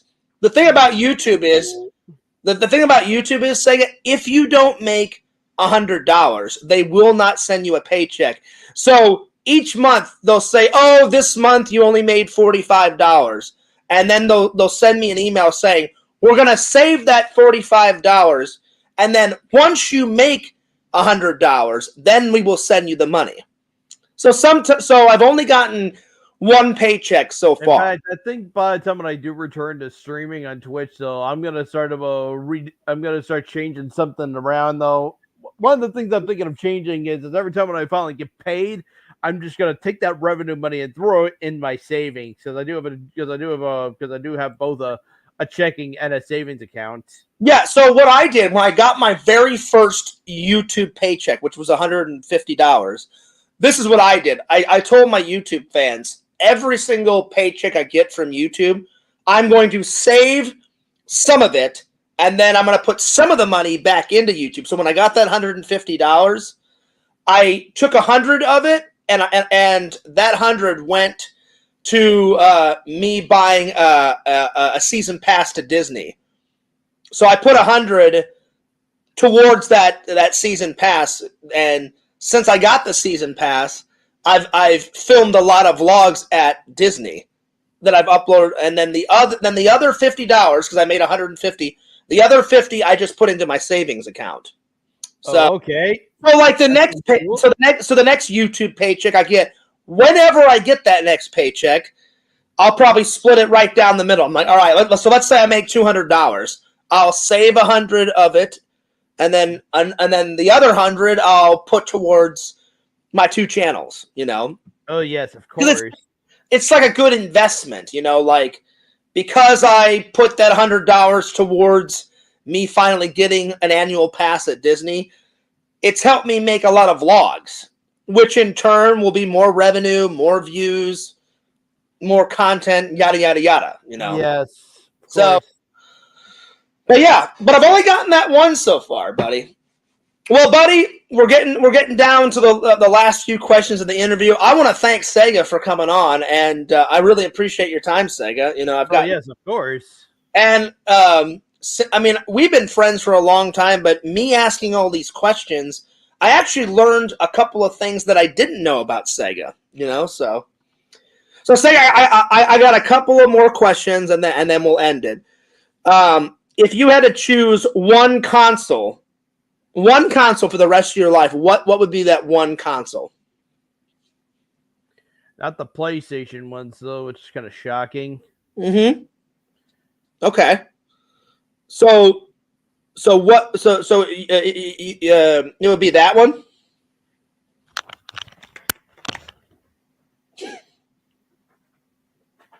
What's up, Richie? I love when Sega like runs away and he comes back. Things are going good, Richie. All right. This is Sega's answer. This is Sega's answer. This would be the one console. Which one, Sega? The Nintendo 64. That would be the one console that Sega would only play on for the rest of his natural-born life. I like it, Sega. If someday I could take this badge off, I would actually take it off and get the original Nintendo Ultra 64. That's what the system was originally supposed to be. You know what, Sega? That's a good choice. Because a lot of some of my favorite games were on the Nintendo 64. Like, I loved GoldenEye. I loved. I don't remember. Like I said before, I respect the developers. They were going through all these games that were being made for the N64 was being a bit of a nightmare. The leap to 3D was a little too complicated, I guess, for them. I'm telling you, Sega. Some of my favorite video games were on the Nintendo 64. Like, I'd say my 3 favorite video games off of Nintendo 64 was GoldenEye, and then Mario 64, and then there was this wrestling game that me and my brother would play all the time on the N64. I never did have Super Mario 64 when I started my N64, though. You know what I had? I think the wrestling game, Sega, was NWO. I think me and my brother played that a lot, and that was a good game. But what were you saying? You said you had the which one? I didn't. Surprisingly for me, I never had Super Mario 64. Heck, even with this, even with this, I don't even have Super Mario 64 on this. Oh wow! Wow! For me, it was Cruisin' World. Okay. Sega, I'm very surprised. I thought because you like Mario so much, I would have thought back in the day that you had Mario 64. I used to, although by the time the Nintendo Wii came out, though, I did like Super Mario Galaxy, but and Super Mario Galaxy was kind of like Nintendo was kind of like Super Mario 64, with going right back to the power stars again, and had to get 120 of or like 70 for like the final area, very similar to Super Mario 64. Okay, so. You didn't have it back then, but do you have it? Obviously, you have it now, though, right? No, you still don't have Mario 64. Oh wow, it's kind of weird because I remember wow. I do have a stream of me completing the game, although I don't remember much of the end of the game though. When I look back. So you don't own it, but you actually, I guess you downloaded it and you have streamed it on your Twitch cast before. Yes. Okay. All right. Well, at least you've streamed it. Okay. All right. Say I got 2 more questions and then we will end the interview. It's now just do your best. If you don't know the answer, just be honest. If you had to pick.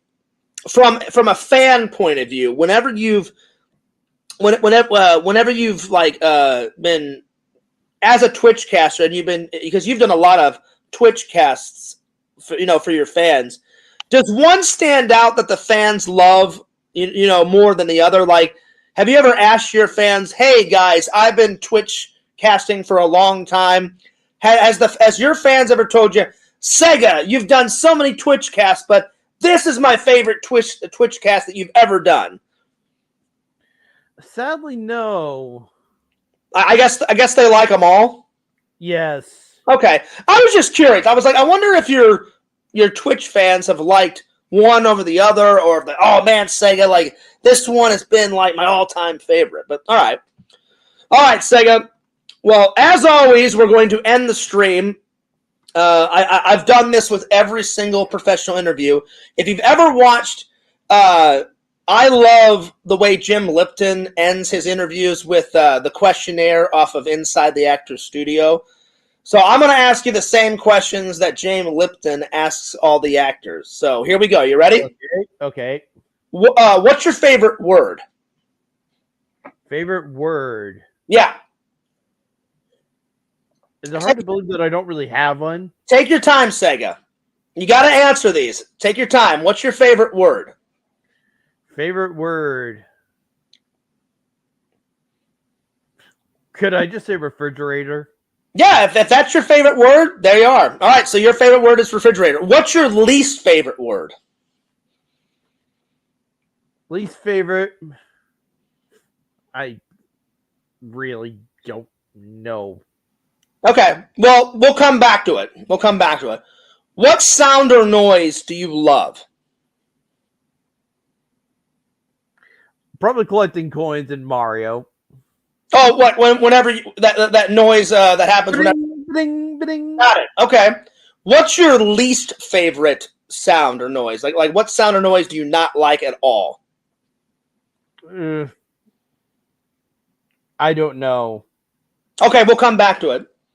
What profession other than yours would you like to attempt? Like if someone said, "Hey, Sega, you don't have to work at the movie theater ever again. You could attempt to do another career." Like what other job would you like to attempt?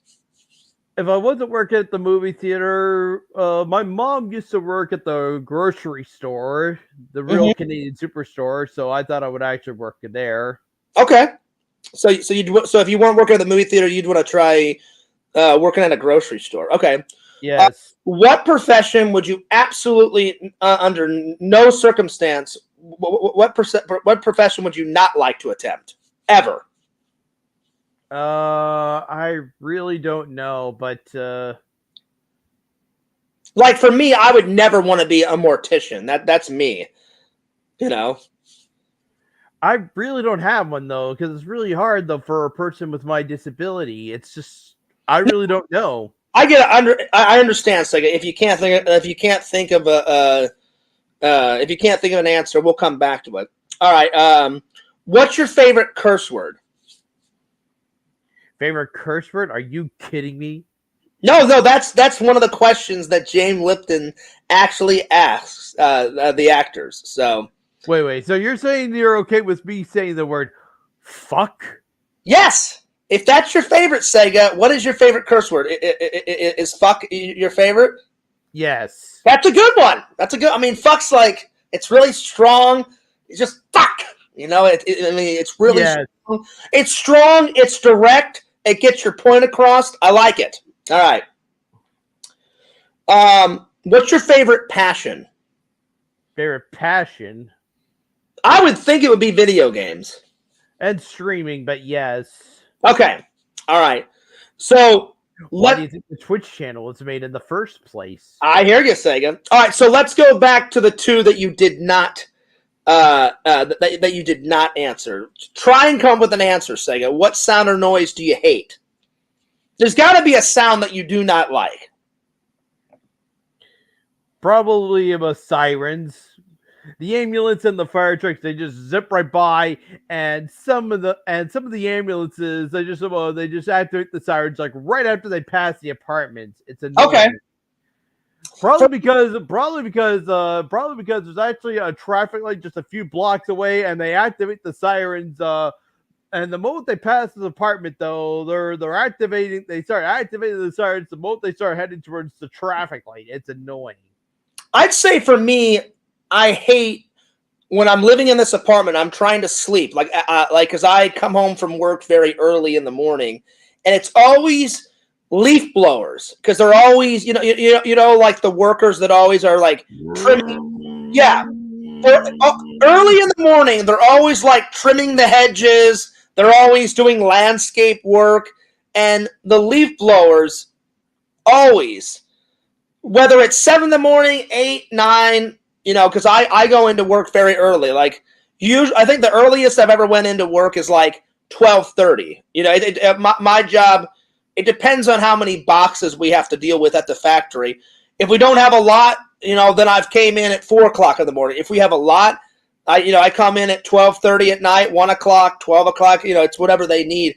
But whenever I get home from work, always in the morning, the first like 30 minutes when I'm trying to go to sleep, they're out there with their hedge clippers, their leaf blowers. It is it's the worst noise ever when you're trying to go to sleep early in the morning. It sucks. Yeah. I cannot stand it, Sega. So, all right. So let's move on. So we're gonna try again. So you said, other than your profession, a job that you would like to attempt would be working at a grocery store. I'm gonna ask you again. What type of job would you never want to attempt ever?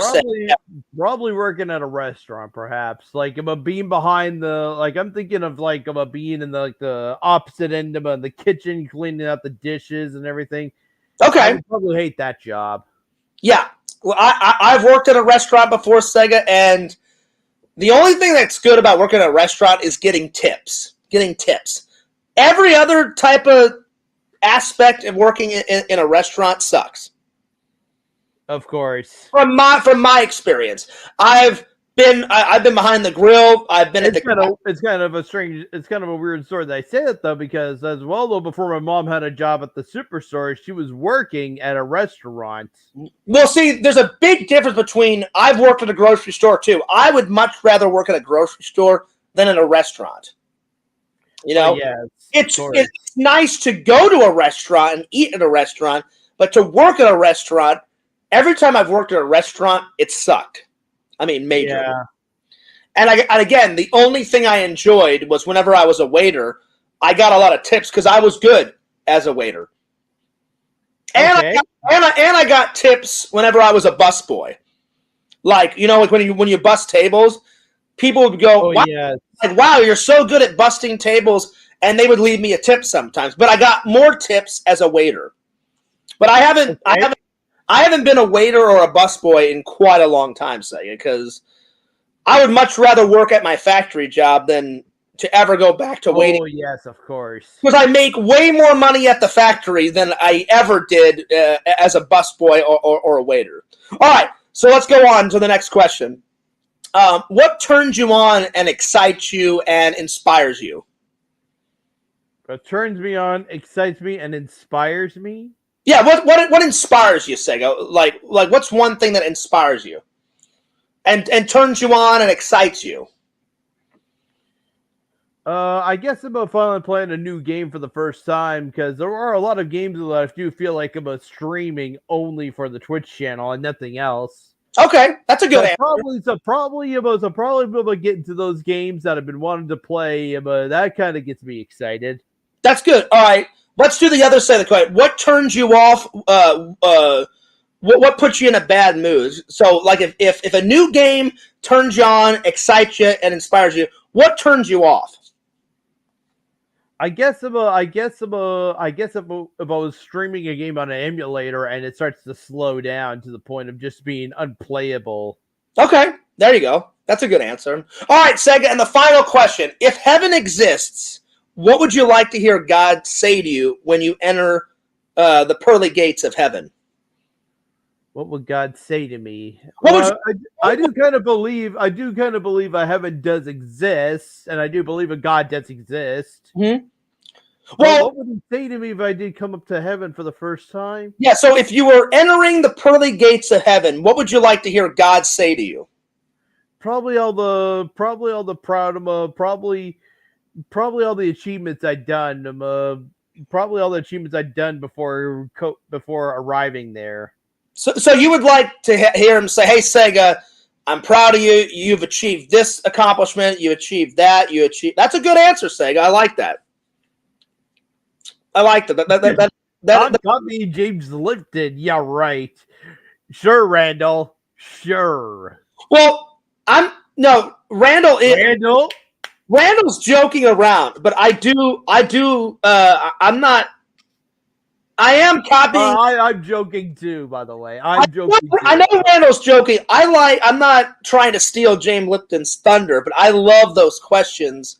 So Randall, even though I am copying him, I like to end all of my professional interviews because that questionnaire that he does at the end is really good. So Randall, I love James Lipton's questionnaire at the end, so I'm going to continue to do those questions. Well, Sega, it's been an absolute pleasure and honor. Thanks so much for your time, and thanks so much for giving me an interview, my friend. And I guess the final one is, what is next for the Twitch for the Twitch channel, and what's next for the YouTube channel?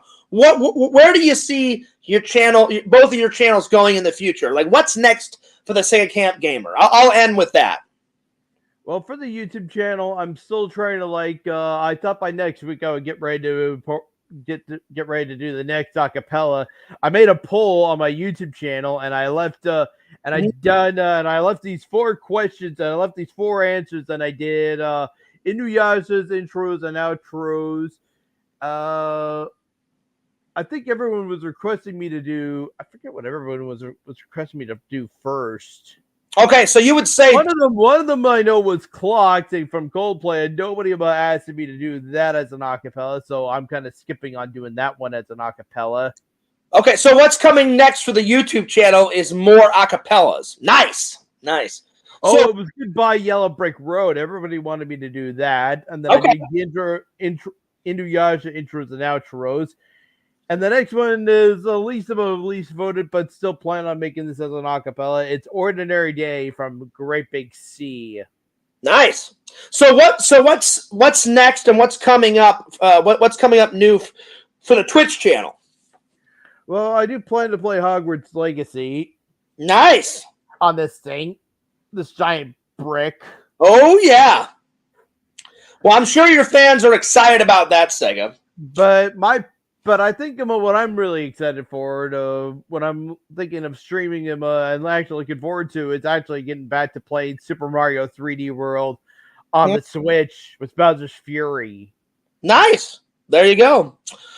Well, Sega, I'm going to take off, but thank you so much again for the interview. I'm going to put it on you real quick. Go ahead and plug all your social medias. Plug what you want to plug.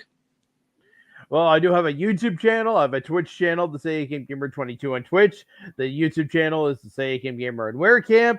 And I do have a fan page that I just made during the break right now. So I definitely made that. I definitely have that fan page up and going. Nice. I like it. So be sure to subscribe to all that, you guys. And Sega, I wish you the best of luck. I see great things coming to the Sega Camp Gamer in the future, my friend, in the future. And I wish you the best of luck. And yeah, dude, buddy. Yeah, dude. Yeah. Anyway, we're going to take off. But again, thank you guys so much for watching and listening to me and Sega's interview. Sega, good luck with the Twitch casting. It's coming back in September. I'm sure everybody is excited for that. I wish you even more luck because you're coming back on YouTube too. So I wish you luck on both of those. So, yes. So we're taking off. This is Fears, and this is Sega. And we will see you guys later. Peace!